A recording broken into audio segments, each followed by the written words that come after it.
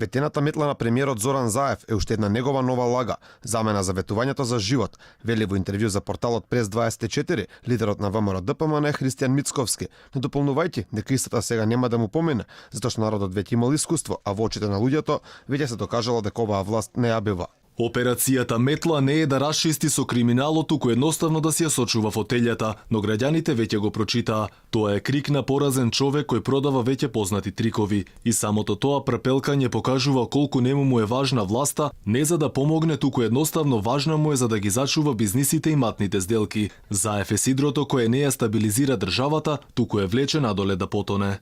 Мицковски подсетува и на други ветувања, со кои според неговите зборови Заев звучил уверливо, како што беше чистиот воздух, платат од 500 евра, велејќи дека премиерот најуверливо звучал кога се колнал во жицата и пред сите дека нема да го смени уставот. Лидерот на ВМРО ДПМН вели дека му е криво што поради други теми во јавноста не се посветувало внимание на економијата, бидејќи според него таму се случувал вистински крах. Според неговите зборови нема никакви инвестиции, оние со кои се фали власта се донесени од минатата власт. Според индексот на вложување во човечки капитал од Светска банка сме поделени во Европа зад Косово, според Transparency International сме помеѓу последните според индексите на корупција во Европа. Македонија стана рекордер по неславни резултати со оваа влада. Нема никакви оправдувања за реализацијата на буџетот за капитални инвестиции, од ниски само 6% за цели 3 месеци. Значи и да имаат пари не ги користат, а не ги работат зашто не им се работи и се неспособни. Единствено нешто што прават е што се задолжуваат и префрлаат пари во буџетот од една ставка во друга, тоа се вика купи ден помини. Тоа не е стабилна економија, туку економија која се заглавува во уште поголема криза. Мицковски во интервјуто вели дека очекува предвремени парламентарни избори.